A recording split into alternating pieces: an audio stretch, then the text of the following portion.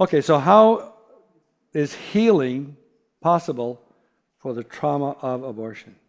The first key to healing is forgiveness. Now, a psychological approach may allow the supplicant to understand her condition and to adjust. Only Jesus can give her a full healing. Jesus will do so after she has forgiven all those involved. Now, this is the case of Jacqueline, a young, educated, and articulate woman, went to psychologist Dr. Susan Sanford Drew about her husband. Her husband was inattentive and cold. She was afraid of his temper tantrums because he had already hit her 2 or 3 times. They were both professionals, and the marriage seemed perfect on the surface, but inside it was rotten.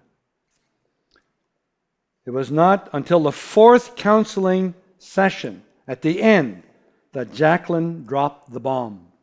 As she was leaving, she told the psychologist, "I know you will hate me, but a few years ago I had an abortion." And then she left crying. Often it's like that. They don't know how to bring it up. So at the next session, Susan asked Jacqueline, "Now close your eyes and visualize the room of the clinic where the abortion took place." And after a few minutes of silence, Susan added, "Can you see the clothes you wore?" "Yes," she says. "Can you see the expression on your face?" Jacqueline's lips tightened. There appeared an expression of disgust and hatred on her pretty face, revealing the state of her heart. Now, the psychologist said this, "Now, I would like you to imagine that Jesus has just entered the room. Can you see him, Jacqueline?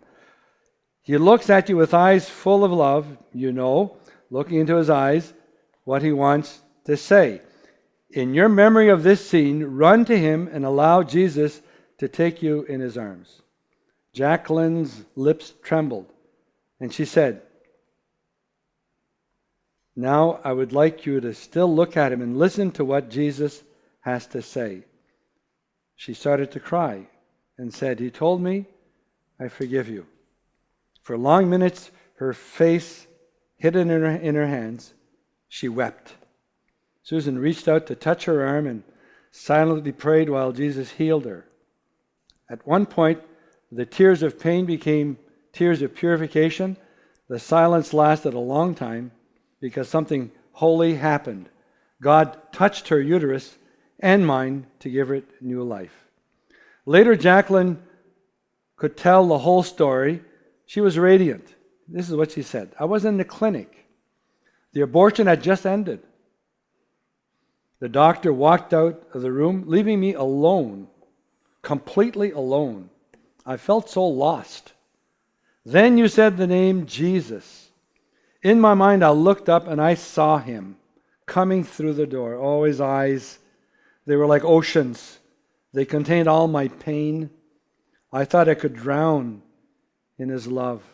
I never knew Jesus like that during all the years I went to church.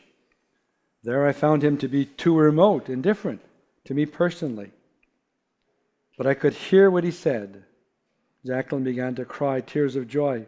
"I will never forget what he told me. He said, 'I forgive you. From this moment on, I will be free from hatred.' Oh, Susan, I have never been a religious person, but now I want to know more about God. I never thought he loved me so much." The second key is give the soul of the child to the Lord.